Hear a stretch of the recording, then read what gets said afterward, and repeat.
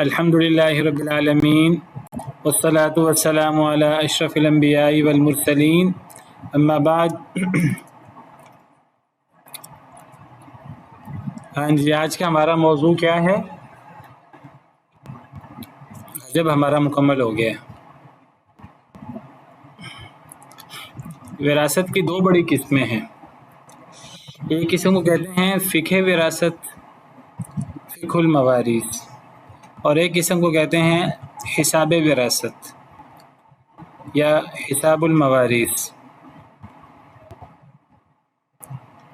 کیا مطلب ہے دونوں کا؟ کیا مراد ہے دونوں سے؟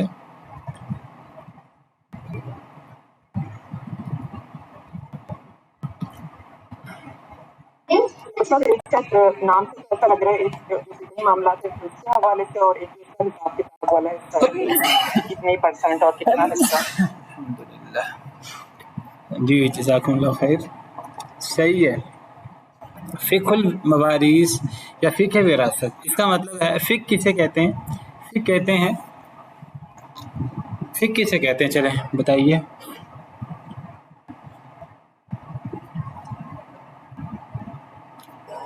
سمجھ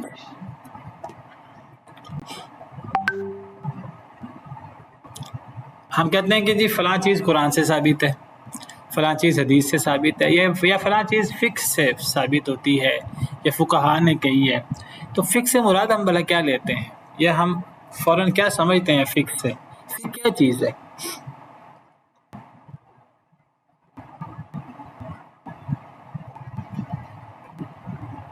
جو قرآن اور حدیث میں جو اس کا فہم جو ہے نا، جس سے ہم اپنے یہ مسائل سمجھتے ہیں، واضح الفاظ میں اس میں نہیں ہوگا، لیکن جو علماء ہوں گے جنہوں نے وہ پڑھا ہوگا ان کو پتہ ہوگا کہ اس مسئلے کے حوالے سے کہ اس آیت میں سے ہمیں اس کے فہم میں سے یہ بات نکلتی ہے، تو انہوں نے یہ چیز سمجھی ہوگی تو اس حوالے سے ہوگی۔ فقہ کا مطلب کیا ہوا؟ سمجھ بوجھ، کس کی سمجھ بوجھ؟ اس سبجیکٹ کے بارے میں، جیسے لوگ قرآن کے بارے میں تو فقہ القرآن، اگر حدیث کے بارے میں فقہ الحدیث، اسی طرح قرآن اور حدیث کا علم سمجھنا۔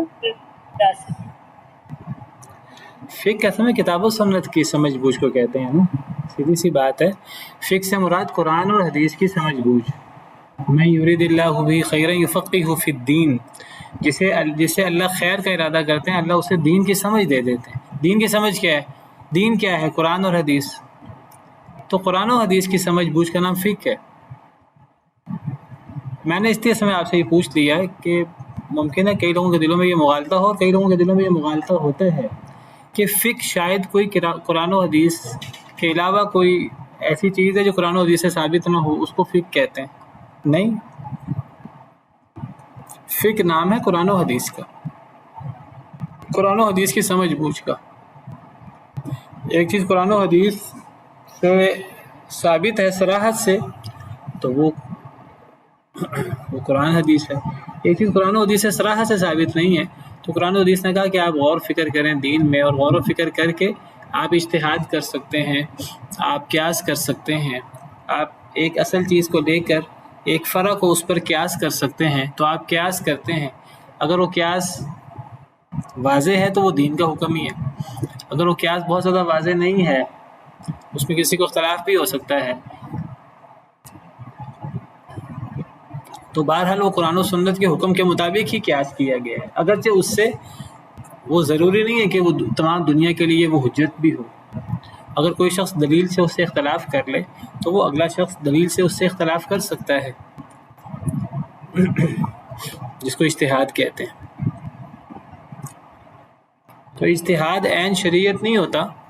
اگر کوئی اجتہاد واضح کتاب و سنت سے ثابت ہو تو وہ آپ سمجھیے وہ شریعت ہی ہے، اگر وہ کتاب و سنت سے واضح نہیں ہے، بہت زیادہ صراحت سے ثابت نہیں ہے، تو وہ عین شریعت نہیں ہوتا۔ وہ شریعت کا ایک فہم ہے جو کسی انسان کا فہم ہے، جو صحیح بھی ہو سکتا ہے، غلط بھی ہو سکتا ہے۔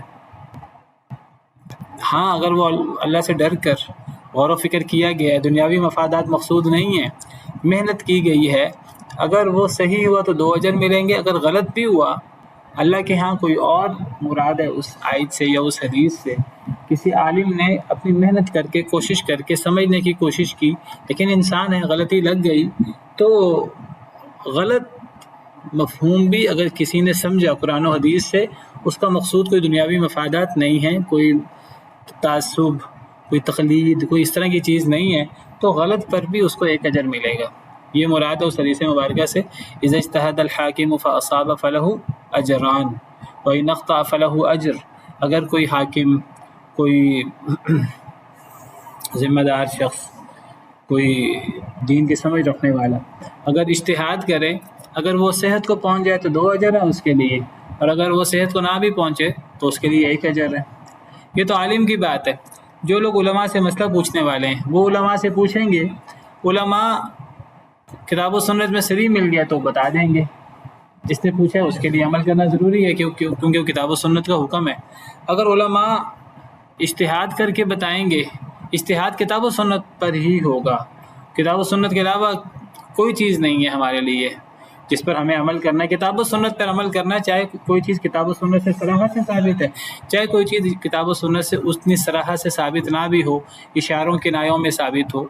اللہ نے دین کے اندر ایسی چیزیں رکھی ہیں آزمائش کے لیے کہ لوگ کیا کرتے ہیں جہاں چیزیں بہت واضح نہیں ہیں۔ تو اگر کوئی اجتہاد کرے اللہ سے ڈرتے ہوئے دین کو سمجھنے کے لیے اشارے کنائے سے، تو عامی اگر پوچھے گا اس سے، وہ اجتہاد کر کے بھی بتا دے میری دلیل یہ ہے، تو عامی اس کی بات مان لے۔ لیکن اگر اس کو اس کے خلاف کوئی اور دلیل مل جاتی ہے کسی اور عالم سے یا کہیں پڑھتے ہوئے کہیں سے سن کر، پھر اس کو تحقیق کرنا ضروری ہوگا۔ بہرحال تو ایک ہے فقہ الوراثت یا فقہ الموارث، یعنی وراثت کے بارے میں جو کتاب و سنت کی تفصیلات اور ان کی سمجھ بوجھ تھی، جو کتاب و سنت کے دلائل سے جو چیزیں ثابت تھیں، وہ تو ہم نے پڑھی سمجھی اب تک۔ یہ اصحاب الفرائض، اسبا، حجب، تو یہ ساری چیزیں اس کی بنیاد کتاب و سنت اور اس کے نصوص ہیں۔ یہ فقہ الموارث ہے۔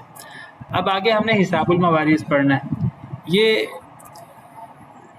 اصل میں یہ کوئی نئی چیز نہیں ہے، اس میں کوئی نئی چیزیں نہیں ہوں گی، کوئی نئے دلائل، کوئی نئی باتیں جو اب تک ہم نے پڑھی نہیں ہیں۔ یہ باتیں ساری وہی ہیں جو ہم نے پڑھی ہیں، بس اب انہی چیزوں کو کیلکولیٹ کرنا ہے ہم نے، اور حساب سے ایک چیز کا حساب کرنا، ایک چیز کو کیلکولیٹ کرنا آسان ہو جاتا ہے۔ آپ کے پاس کیلکولیٹر ہے تو کیلکولیٹر سے آپ جمع تفریق کرتے ہیں، آسان ہو جاتا ہے۔ وہ جمع تفریق آپ ہاتھ سے بھی کر سکتے ہیں، ٹھیک ہے، کاغذ پہ بھی، وہ لمبا ہو جاتا ہے، مشکل ہو جاتا ہے۔ بہرحال حساب، کیلکولیشن کاغذ پہ بھی ہو جاتی ہے۔ کیلکولیشن کی اہمیت ہے، کیلکولیشن میں کوئی نئی چیز نہیں ہوتی، بس اسی چیز کو حساب کتاب کر کے واضح کر کے لوگوں کے سامنے پیش کر دینا۔ بعض دفعہ تو بڑا واضح ہوتا ہے، اصل میں تو فقہ الموارث سے مسئلہ حل ہو جاتا ہے۔ بعض دفعہ فقہ الموارث میں مزید حساب کرنا پڑتا ہے۔ اب دیکھیے، اب اگر ایک عورت فوت ہوتی ہے، کلالہ، اس کے ورثاء میں شوہر ہے اور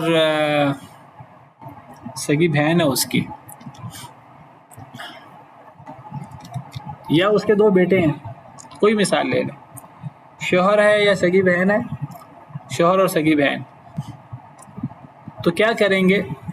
آدھا مال شوہر نے لینا، آدھا مال سگی بہن نے لینا ہے، تو کل مال کے 2 حصے کرنے ہیں، آدھا حصہ شوہر کو دے دیں گے، آدھا حصہ سگی بہن کو دے دیں گے۔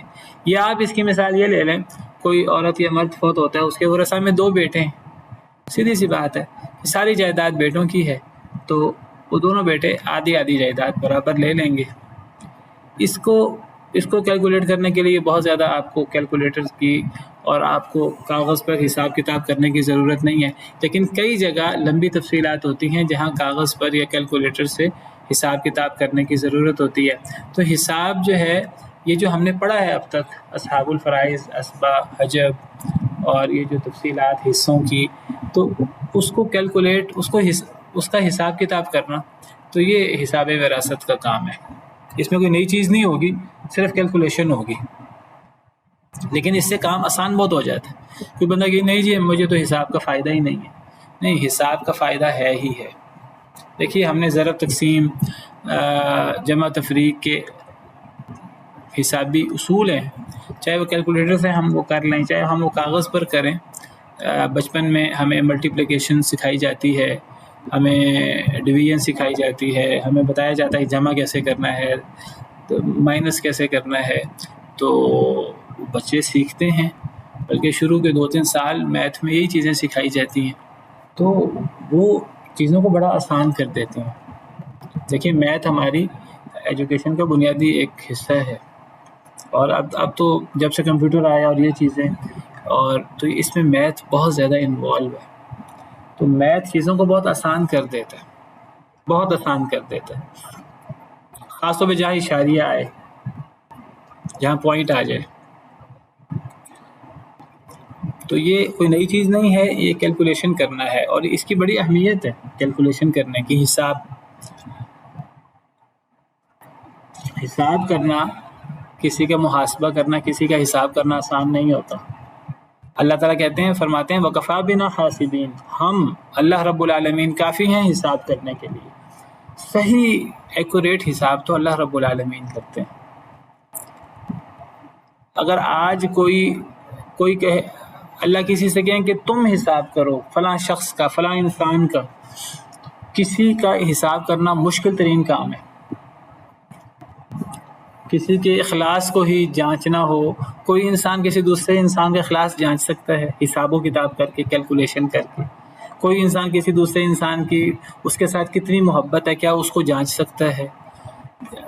کچھ چیزیں ایسی ہیں جو کوانٹٹی میں آ سکتی ہیں، جس کو کچھ جانچا جا سکتا ہے. بہت ساری چیزیں جانچنے میں آتی نہیں ہیں. لیکن اللہ تعالیٰ تو دیکھیے، اللہ تعالیٰ تو جو نیکی بدی ہے اللہ کے ہاں، وہ تو ایسی چیزوں کے ساتھ ہے کہ ہم انسانوں کے لیے تو وہ اس کو کیلکولیٹ کرنا ہی بڑا مشکل ہے. اللہ تعالیٰ ہمیں ہر عمل کا اجر کس کے مطابق دیتے ہیں؟ اخلاص کے مطابق. اب اخلاص کو ماپنے کا معیار کس کے پاس ہے؟ کوئی شخص کسی کے اخلاص کو ماپ سکتا ہے؟ اللہ ماپ سکتے ہیں. ہر عمل کا دار و مدار نیت پر ہے. میں نے فلاں عمل کیا، میری کتنے % نیت دنیا کی تھی، کتنے فیصد میری نیت دین کی تھی. یعنی میرے لیے شاید یہ فیصلہ کرنا بہت مشکل ہے، اللہ یہ فیصلہ کر سکتے ہیں. بہرحال میں دور نکل رہا ہوں. تو حساب بہت بڑی چیز ہے، آسان نہیں ہے، مشکل ہے. بہرحال حساب سے چیزیں آسان ہو جاتی ہیں.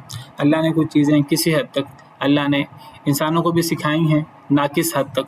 انسان اس حد تک استعمال کرتا ہے ان چیزوں کو، اس حد تک چیزیں انسان کے لیے آسان ہو جاتی ہیں. باقی اصل حساب کرنے والے وہ تو اللہ رب العالمین ہی ہیں. اچھا جی، حساب کے حوالے سے جو پہلا چیپٹر سب سے مشہور ہے وہ ہے تأصیل. تأصیل کا کیا مطلب ہوتا ہے؟ تأصیل یہ کیا ہے گرامر کی روح سے؟ کون بتائے گا آپ میں سے؟ اصل کہتے ہیں جڑ کو، اصیل اس کا صغیر ہے. کیا ہے؟ اس میں صغیر. اس میں صغیر، اس میں صغیر نہیں کچھ ہوتا، وہ اسم تصغیر ہوتا ہے. لیکن یہ اسم تصغیر نہیں ہے، تصغیر نہیں ہے اس کی. تصغیر کا تو ایک خاص وزن ہوتا ہے، فعیل وزن ہوتا ہے. جی ہاں، یہ باب تفعیل ہے. کس سے؟ اصل سے ہوگا. اصل سے. تو اس کا بنائیں، پھر ماضی مضارع بنائیں، کیا بنے گا؟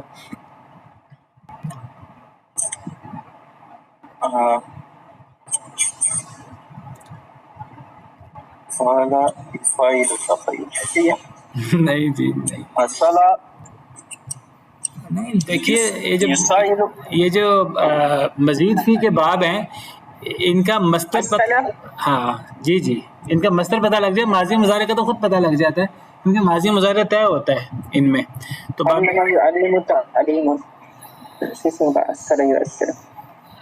ہاں جی، علم يعلم تعلیما، فعل يفعل تفعیلا، صرف يصرف تصریفا. تو اصل يؤصل تأصیلا، تأصیل. تو تأصیل یہ حمزہ صاد لام سے ہے اس کا روٹ، تو یہ اصل یؤصل تأصیل. تو تأصیل کا مطلب کیا ہوتا ہے؟ اصل سے ہے. اصل کسے کہتے ہیں؟ بنیاد کو، جڑ کو. تو تأصیل کا کیا مطلب ہوگا؟ اصل نکالنا، بنیاد نکالنا کسی کی. کیا مراد ہے اس سے علم وراثت میں؟ علم وراثت میں اس سے مراد وہ بنیادی عدد نکالنا ہے، ہم نے وراثت کے کل حصے کتنے کرنے ہیں، کل جائیداد کے حصے کتنے کرنے ہیں۔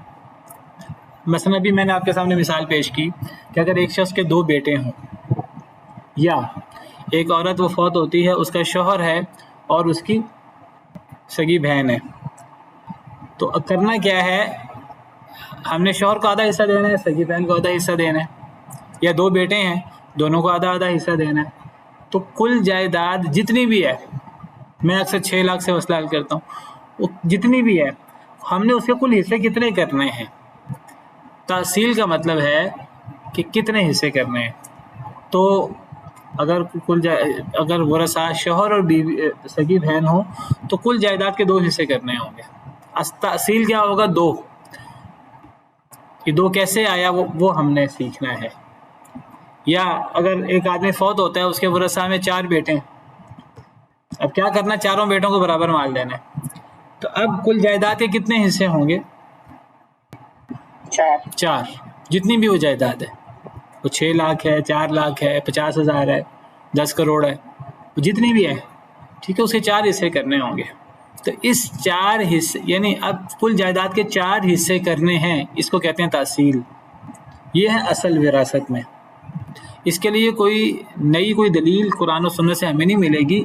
یہ اصل مسئلہ نکالنے کے لیے جو پیچھے ہم فقہ الموارث جو قرآن اور سنت کی نصوص پڑھ چکے ہیں، انہی سے ہم نے یہ اصل مسئلہ نکالنا ہے، کیلکولیٹ کر کے کیسے کیلکولیٹ کرنا ہے وہ آپ کو بتانا ہے انشاءاللہ۔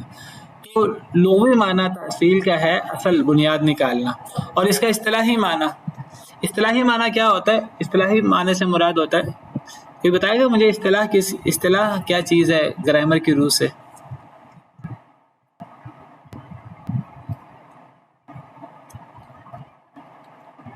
اب دیکھیے نا، آپ اس وقت سینئر کلاس میں ہیں، آپ کو ایک لفظ کے اندر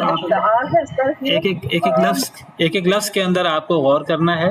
یہ ہم فلاں لفظ کو تحصیل کیوں کہتے ہیں، فلاں کو تصحیح کیوں کہتے ہیں، فلاں کو اصطلاح کیوں کہتے ہیں، اس کا اصل کیا ہے، روٹ کیا ہے۔ اب آپ اپنا ایک مزاج بنائیں کہ ہم نے ہر لفظ کی بنیاد میں اترنا ہے۔ تو اصطلاح کیا چیز ہے؟ اصطلاح یہ گرامر کی روح سے کیا ہے؟ سر مزید کی ہے، یہ بھی کیا ہے؟ نہیں ہے کیا؟ یہ فعل ہے، اسم ہے، مضارع ہے، مصدر ہے، یہ مصدر ہے۔ کس کا مصدر ہے؟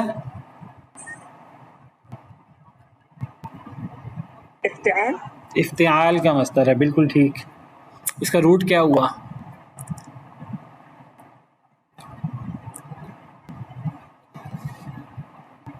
اس کا بھی سر الف صاد لام ہی ہوگا۔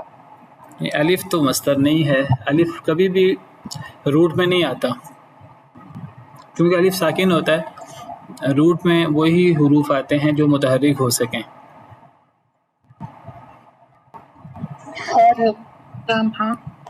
صاد لام ہا، بالکل ٹھیک، ماشاءاللہ۔ تو یہ جی اس کا ماضی مضارع بنائے نا اصطلاح سے، ماضی مضارع کیا بنے گا، پھر روٹ نکالیں، اس میں کوئی سوال پیدا ہوتے ہیں۔ اس کا چلیں اب ٹائم نہیں ہے، تو اصطلاح یصطلح اصطلاحا، تو اس کا روٹ ہے صاد لام ہا۔ تو کہاں سے آ گئی؟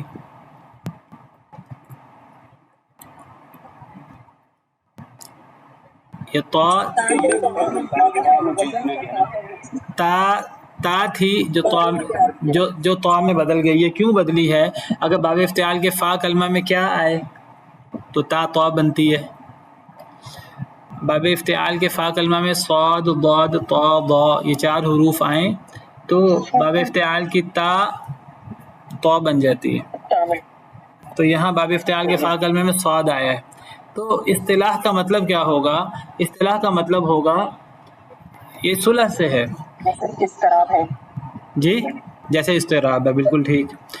استبر بھی اسی سے ہوتا ہے، صبر کرنے سے باب افتعال اگر ہم لائیں تو استبر واصطبر۔ اچھا، تو اصطلاح کا مطلب کیا ہوگا؟ صلح سے ہے۔ اس میں صلح کا معنی کیا ہے اصطلاح میں؟ یعنی اصطلاح وہ چیز ہے جس پر علماء صلح کر لیتے ہیں. اصل میں اصطلاح سے مراد ہم کہتے ہیں فلاں چیز کی لغوی تعریف، فلاں چیز کی اصطلاحی تعریف. اصطلاحی تعریف سے کیا مراد ہوگی؟ اس علم کے علماء جس پر ایکا کر لیتے ہیں. سمجھ آ گئی؟ اصطلاح کسے کہتے ہیں؟ اہل علم نے جو ایک مقرر کی اس کی بالکل کیا مقرر کی؟ ایکا کر لیا، یعنی اتحاد کر لیا اہل علم نے جس پر صلح کر لی. یعنی اصل میں اصطلاح سے مراد اصطلاح اصل میں ہر علم کے حوالے سے ہوتی ہے. ہم جب کسی چیز کی تعریف کرنا چاہتے ہیں نا، ہم کہتے ہیں اس علم کی تعریف علماء حدیث کے ہاں کیا ہے، اس علم کی تعریف علماء فقہ کے ہاں کیا ہے، اس علم کی تعریف علماء تفسیر کے ہاں کیا ہے، اس علم کی تعریف علماء فلاں ٹرمینالوجی علماء لغت کے ہاں کیا ہے. تو اصطلاح سے مراد، تو اصل میں اصطلاح سے مراد ہوتا ہے اصطلاح کسی ایک مخصوص فن کے علماء کا اتفاق کسی چیز پر، اس کو اس علم کے علماء کی اصطلاح کہتے ہیں. کیا مطلب؟ اس علم کے علماء نے اس بات پر صلح کر لی ہے، یعنی اس بات پر انہوں نے اتفاق یا اتحاد کر لیا ہے کہ ہم اس لفظ سے یہ مراد لیں گے. اس کو کہتے ہیں اصطلاح. سمجھ آ گئی؟ جی استاد. اب تحصیل کا لفظی مطلب کیا؟ بنیاد نکالنا. اب اگر جو لوگ ٹھیکیداری کرتے ہیں تو ان کے نزدیک تو تحصیل سے مراد بنیادیں کھودنا، فاؤنڈیشن بنانا کسی عمارت کی. وہاں اس فن کے علماء کے نزدیک تحصیل اگر عربی میں کریں گے تو تحصیل سے مراد کچھ اور ہوگا. لیکن ہم جب یہاں بات کر رہے ہیں علماء وراثت کے ہاں، تو علماء وراثت کے علماء نے جس پر صلح کی ہے تحصیل کے معنی میں، تو ان علماء کی اصطلاح میں تحصیل سے مراد کیا ہے. اب ہم یہ تحصیل کا معنی کریں گے وراثت کے علماء کے ہاں، علماء وراثت کے ہاں وہ تحصیل سے کیا مراد لیتے ہیں. تو علماء وراثت کے ہاں تحصیل سے مراد ہے، ہم اس کو کہتے ہیں تحصیل. یہاں صرف لکھا مختصر اصطلاحاً، اصل یہ لفظ ہے تحصیل فی اصطلاح علماء الفرائض. اصل عبارت یہ ہونی چاہیے کہ علماء فرائض کی اصطلاح میں تحصیل سے مراد یہ مطلب ہوتا ہے فلاں لفظ کا لغوی معنی، فلاں لفظ کا اصطلاحی معنی، تو وہ ایک مخصوص علماء کے ہاں وہ مراد ہوتی ہے. اچھا، اب علماء وراثت کے ہاں تحصیل سے مراد کیا ہوگا؟ یہ اس کی اصطلاحی تعریف ہے اور اس میں 3 چیزیں اہم ہیں. وہ چھوٹے سے چھوٹا عدد جس سے اصحاب الفرائض کے حصے بغیر کسر کے سے کیا مراد ہے؟ یعنی بغیر اشاریہ کے. وہ چھوٹے سے چھوٹا عدد جس سے اصحاب الفرائض کے حصے بغیر کسر کے نکالے جا سکیں، تو یہ تحصیل ہے. تو تحصیل کیا چیز ہوئی؟ تحصیل وہ چھوٹے سے چھوٹا عدد ہوا. جی کون سا عدد؟ وہ عدد جس سے اصحاب الفرائض کے حصے نکالے جائیں. پتہ لگا تحصیل کا تعلق اصحاب الفرائض کے ساتھ خاص ہے، اس کا اسبا کے ساتھ بہت زیادہ تعلق نہیں ہے. اس کا تعلق 2 بڑے حصے ہوتے ہیں، ایک فرضی حصہ، ایک اسبی حصہ. تو تحصیل کا تعلق کس حصے کے ساتھ ہے؟ فرضی حصے کے ساتھ. اس کا اصل تعلق فرضی حصے کے ساتھ ہے. تو تحصیل کیا ہے علماء وراثت کے ہاں؟ ان کے ہاں وہ چھوٹے سے چھوٹا عدد ہے. عدد سب سے چھوٹا ہونا چاہیے، بڑا نہیں ہونا چاہیے، چھوٹا عدد ہونا چاہیے. یہ چھوٹا عدد نکلے گا کہاں سے؟ یہ فرضی حصوں سے نکلے گا، اصحاب الفرائض کے حصوں سے. اچھا جی، اس کو نکالنا کیسے ہے فرضی حصوں سے؟ اس کو نکالنا ایسے ہے اشاریہ نہ آئے، پوائنٹ نہ آئے. یہ 3 باتیں اس میں اہم ہیں. اس تعریف میں کیا 3 باتیں اہم ہوئیں؟ ذرا دہرا دیں. ایک یہ کہ وہ چھوٹے سے چھوٹا عدد ہو، اصحاب فرائض کا ہو اور بغیر اشاریہ کے ہو. بالکل ٹھیک. 3 باتیں اس تعریف میں اہم ہیں. سب سے اہم چیز چھوٹے سے چھوٹا عدد، نمبر 2 اصحاب الفرائض سے وہ عدد نکلے گا ان کے حصوں سے، اور نمبر 3 کہ اس کو اصحاب الفرائض کے حصوں سے ایسے نکالنا ہے کہ اشاریہ نہ آئے. ٹھیک ہے. اب اس کے لیے ہمیں کیا کرنا ہوگا، کیسے کیلکولیشن کرنی ہوگی، کیسے ہمیں وہ عدد نکالنا ہوگا، اس کا طریقہ کار کیا ہے. تو سب سے پہلے تو ہم نے کہا کہ اس کا تعلق اصحاب الفرائض سے ہے، اسبا سے نہیں ہے. تو لہٰذا ہمیں سب سے پہلے فرضی حصے دیکھنے ہوں گے. فرضی حصے کل کتنے ہیں؟ اصل میں ہمیں کرنا کیا ہے، ہمیں فرضی حصوں کے مخارج کا ذو اضاف عقل لینا ہے. اردو میں فرضی حصے تو واضح ہیں ہمارے سامنے. مخارج کسے کہتے؟ مخارج جمع ہے کس کی؟ مخرج کی. مخرج کسے کہتے ہیں؟ مخرج کہتے ہیں کہ یہ 1/2 جی نکلنے کی جگہ. لیکن یہاں مخرج سے مراد کیا ہے؟ یہاں مخرج سے مراد یہ جو ہم کہتے ہیں نا 1/2 1/4 1/8 1/2 1/4 1/8، یہ جو بٹا ہے اس کے نیچے جو عدد ہے 1/2 میں نیچے والا عدد اس کو مخرج کہتے ہیں.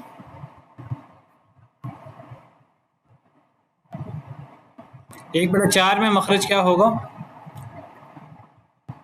1/4. 1/8 میں کیا ہوگا؟ 8. 2/3 میں 3 ہوگا، 1/3 میں بھی 3 ہوگا، 1/6 میں بھی 6 ہوگا. اس کو کیا کہتے ہیں؟ ڈینومینیٹر، پتہ نہیں کیا کہتے ہیں اس کو. جی تو بہرحال یہ جو نیچے والا عدد ہے اس کو مخرج کہتے ہیں. تو فرضی حصوں کے مخرج پہلے فرضی حصے لیں گے، ان کے مخرج دیکھیں گے. اب ان کا کیا ہم نے کرنا ہے؟ ان کا ذو اضاف عقل لینا ہے. ذو اضاف عقل کیا ہے؟ یہ LCM جس کو کہتے ہیں ہم، لیسٹ کامن ملٹیپل. آپ سب لوگوں کو یہ LCM نکالنا آتا ہوگا، کوئی ایسا ہے جسے نہیں نکالنا آتا؟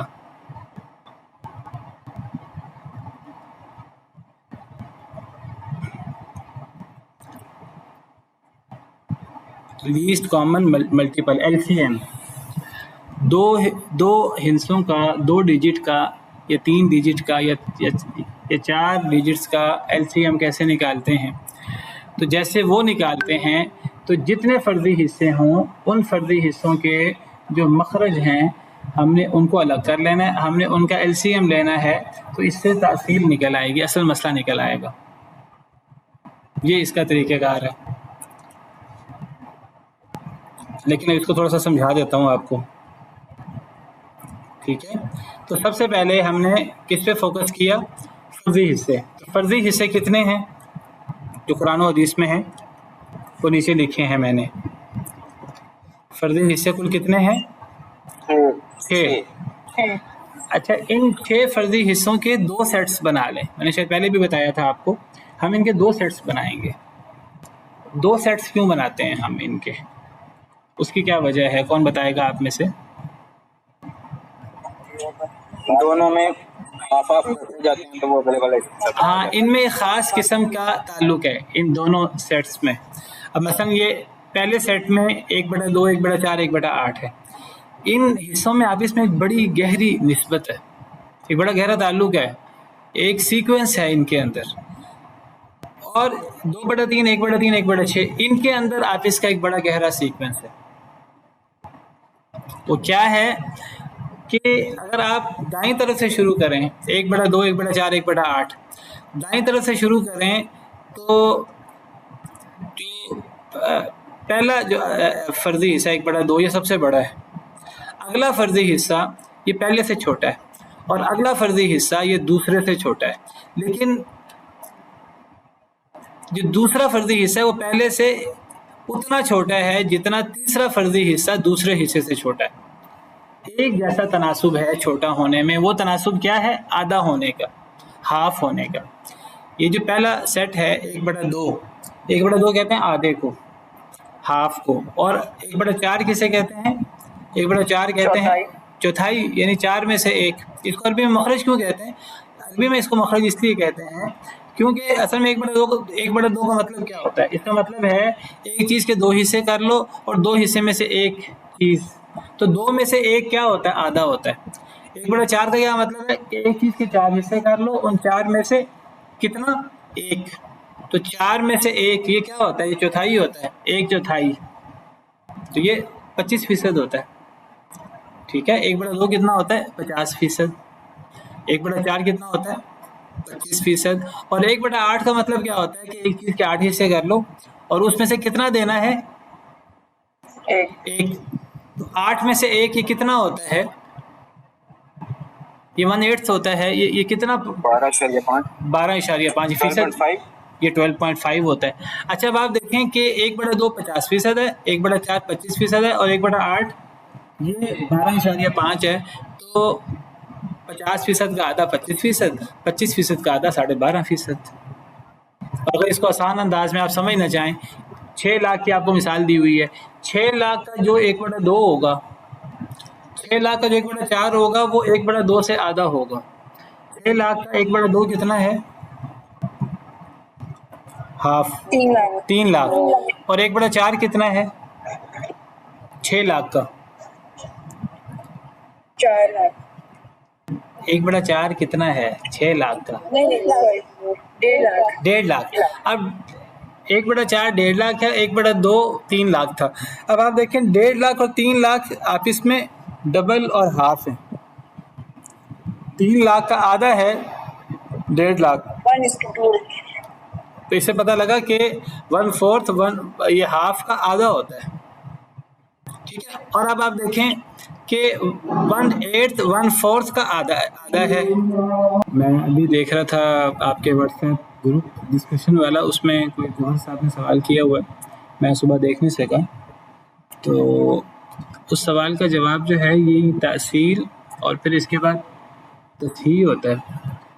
تو اس کا جواب یہ تأصیل اور تصحیح سے ہی ملے گا. باقی یہ بات ٹھیک ہے, کچھ لوگ سمجھتے ہیں کہ یہ ایک آسان چیز کو مشکل بنایا ہوا ہے. اصل میں ایک چیز کو جب ہم ایک ترتیب کے ساتھ پڑھتے ہیں تو بعض دفعہ لگ رہا ہوتا ہے کہ ہم آسان چیز کو مشکل بنا رہے ہیں, لیکن ہمیں اندازہ نہیں ہوتا. بعض دفعہ اس ترتیب اور اس اصول کے ساتھ پڑھنے سے کئی ایسی چیزیں جو ہمیں لگ رہا ہوتا ہے کہ وہ سیدھی سی ہیں, وہ سیدھی سی نہیں ہوتی, وہ اسی طریقے سے ہی وہ چیزیں سمجھ آئیں گی. اب آپ کہیں گے ہم نے حجب کو اس کے ساتھ قواعد بنا کر اور کس طرح ہم نے کر کے اس کو پڑھا ہے, لیکن وہ اس کے علاوہ اس کو سمجھنا مشکل ہے. تو اصل میں یہ علم وراثت میں یہ چیزیں اسی طرح چلی آ رہی ہیں. تو انہوں نے جتنا آسان نہیں ہو سکتا کہ ہر علم کے اپنے اپنے ماہر ہوتے ہیں, انہوں نے ایک چیز جتنی آسان ہو سکتی تھی انہوں نے وہ چیز اتنی آسان کرنے کی کوشش کی ہے. یہ ایک مشکل چیز کو, آسان چیز کو مشکل نہیں بنایا گیا, بلکہ یہ ایک مشکل چیز کو آسان بنایا گیا ہے. وہ کئی چیزیں حل نہیں ہوتی ورنہ وہ انشاءاللہ اصل میں نا ہمیں معلوم نہیں تھا کہ اس طرح کا کچھ ہم نے پڑھنا ہے. یہ پڑھنا ہے ابھی ہم نے, یہی تو کیلکولیشن ہے نا. ہمیں جی اسی کے بیس پہ کہا تھا جو ہم پڑھ چکے تھے پہلے. نہیں, یہ اصل میں اس میں کوئی نئی, جو میں نے ابھی شروع میں اپنی تمہید میں نے کہا نا کہ یہ میتھ کوئی نئی چیز نہیں ہے.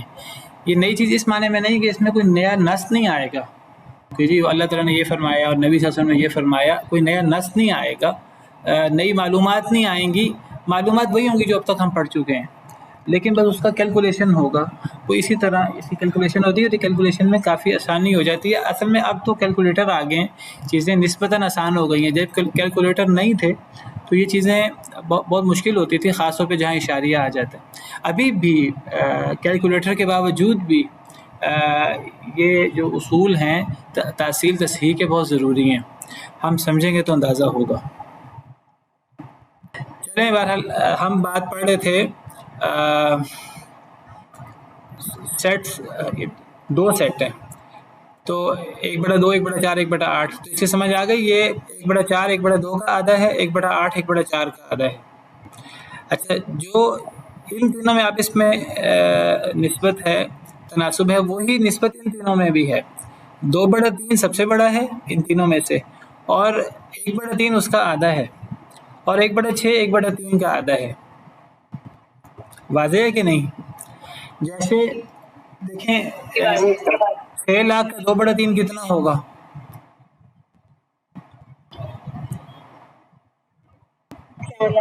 4 لاکھ. اور 6 لاکھ کا 1/3 کتنا ہوگا؟ 1.5 لاکھ 2 لاکھ. اور 6 لاکھ کا 1/6 کتنا ہوگا؟ 1 لاکھ. 1 لاکھ. اب آپ دیکھیں کہ 3 لاکھ 2 لاکھ 1 لاکھ, سوری 4 لاکھ 2 لاکھ 1 لاکھ. تو 4 لاکھ کا آدھا 2 لاکھ اور 2 لاکھ کا آدھا 1 لاکھ. تو 6 لاکھ کا 2/3 4 لاکھ ہے, 6 لاکھ کا 1/3 2 لاکھ ہے, اور 6 لاکھ کا 1/6 1 لاکھ ہے. تو یہ ہر اگلا پچھلے کا ہاف ہے, یا ہر پہلا دوسرے کا ڈبل ہے, اگلے کا ڈبل ہے. تو یہ اس لیے ان کو 2 سیٹ بنا لیتے ہیں. سمجھ آ گئی ان 2 سیٹس کی؟ اچھا, اب کرنا کیا ہے, ہم نے یہ 6 فرضی حصے قرآن میں بیان ہوئے ہیں, قرآن اور حدیث میں, اور کوئی فرضی حصہ نہیں ہے. یا 1/2 ہے, یا 1/4 ہے, یا 1/8 ہے, یا 2/3 ہے, یا 1/3 ہے, یا 1/6 ہے. اب ان فرضی حصوں کے مخرج کیا کیا ہیں؟ کتنے مخرج ہوئے ٹوٹل؟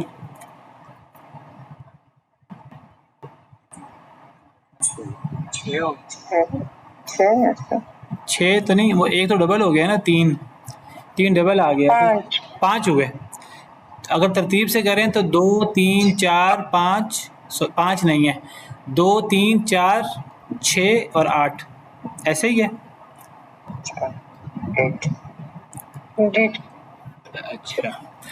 اچھا, اب ان کا آپس میں اگر ایل سی ایم لیا جائے, ان کو جیسے بھی آپس میں اکٹھا کیا جائے, ان کا ایل سی ایم لیا جائے, تو اس کا جواب ہمارے سامنے 7 قسم کے عدد آتے ہیں, 7 اصول بنتے ہیں. اور وہ اصول یہ ہیں 2 3 4 6 8 12 24. کل اصول کتنے ہیں؟ کل اصل مسئلے کتنے آ سکتے ہیں؟ تو فرضی حصوں کو الگ الگ یا اکٹھا جس طرح بھی جمع کر لیا جائے, ان کا ایل سی ایم 7 اعداد ہو سکتے ہیں. لہٰذا اصل مسئلہ ان 7 اعداد کے علاوہ نہیں ہو سکتا. دنیا جہاں کے مسئلے اکٹھے کر لیں, یہ میرا دعویٰ ہے, یہ یعنی میتھ کی بنیاد پر ہے کہ دنیا جہاں کے مسئلے اکٹھے کر لیے جائیں وراثت کے, آپ جو مرضی مثال لیں, ہر بندہ اپنے اپنی فیملی سے, اپنے اپنے ذہن سے 100 مثالیں بھی لے آئے. جتنی مثالیں آئیں گی ان میں فرضی حصوں سے ہم نے نکالنا ہے اصل مسئلہ. فرضی حصے یہ 6 ہی ہو سکتے ہیں, ان 6 کے علاوہ تو فرضی حصہ نہیں ہوگا نا. تو ان کے مخرج یہ 5 عدد ہی ہوں گے. ان 5 عدد کو کبھی ایک فرضی حصہ ہو سکتا ہے, کبھی زیادہ فرضی حصے ہو سکتے ہیں. اگر ایک فرضی حصہ ہوگا تب ایل سی ایم کیا ہوتا ہے, اور اگر زیادہ فرضی حصے ہوں گے تب ان فرضی حصوں کے مخرج کا ایل سی ایم کیا ہوتا ہے. وہ آپ جیسے بھی کیلکولیٹ کریں تو کل 7 عدد ہمارے سامنے آئیں گے. وہ یہ عدد ہیں 2 3 4 6 8 12 اور 24. یہ 7 عدد, تو کل اصل مسئلے 7 ہوتے ہیں. دنیا جہاں کے جتنے مسئلے ہوں, ہم نے ان کو حل کرنا ہو وراثت کے, تو ان کا تأصیل, ان کا اصل مسئلہ 7 اعداد ہو سکتے ہیں. یہ 7 اعداد کیسے نکالے؟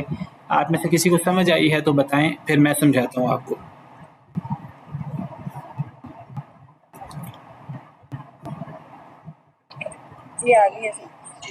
سمجھ آ گئی؟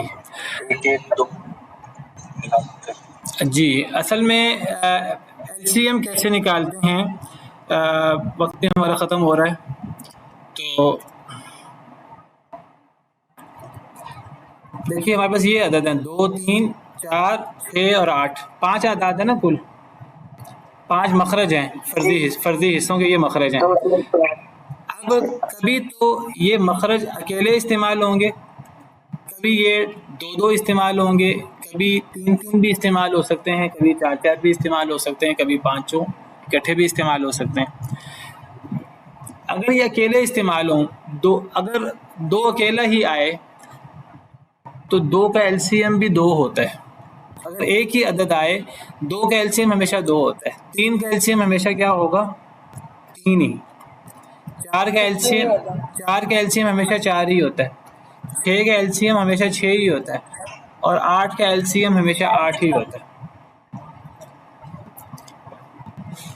ٹھیک ہے, یہ ان 6 فرضی حصوں میں سے 5 مخرج نکلے, 5 عدد نکلے.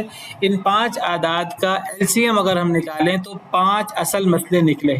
یہ 5 اصل مسئلے تو ہمارے سامنے آگے 2 مزید ہم نے نکالنے ہیں. وہ 2 کیسے آتے ہیں وہ میں بتاتا ہوں آپ کو. اب یہ ہم نے کیوں کہا کبھی 2 اکیلا آ سکتا ہے؟ 2 اکیلا آنے سے مراد کیا؟ آپ کے سامنے کوئی ایسی مثال ہو جس میں مثلاً آپ کہیں گے شوہر ہے, ایک عورت فوت ہوئی, اس کے ورثہ میں شوہر تھا اور ایک بیٹا تھا. اب کتنے اصحاب الفرائض کتنے ہیں؟ एक है शोहर को अदा शोहर शोहर को कितना, शोहर को क्या दिया, 1/2 दिया। 1/2 का मखरज अब, और बेटा असबा है, असबा को छोड़ दीजिए, हमने असल मसला निकालना है सिर्फ असहाबुल फराइज से, असबा से नहीं निकालना। हमने शोहर के हिस्से से हमने तासील निकालनी है। अब शोहर का हिस्सा 1/2 है, 1/2 का मखरज लिया हमने, वो 2 है। अब 2 का एलसीएम भी 2 है, तो इस मसले का, अगर एक औरत फौत हो और उसके वरसा में शोहर और बेटा हो, तो इस मसले का जो तासील है, असल मसला, वो 2 निकलेगा। आई समझ कैसे? तो 2 में से शोहर को आधा दे देंगे, 1 और 1 दे देंगे असबा को। असल में टाइम ख़त्म हो गया है, नमाज का वक्त हो गया है, इसी पर बस करते हैं। अभी मैंने 5 उसूल निकाले हैं, 2 उसूल हमने मज़ीद निकालने हैं, 12 और 24। वो इंशाल्लाह ना मैं कल आपको बताऊंगा। आप में से कईयों को समझ आ गया होगा, लेकिन कल इसको मज़ीद समझा दूंगा कि 2 अदाद का एलसीएम अगर हम निकालें या 3 अदाद का, तो वो क्या क्या आ सकता है। नमाज का टाइम हो गया है, इसको इसी पर बस करते हैं। सुबहान रब्बिक रब्बिल इज़्ज़ति अम्मा यसिफून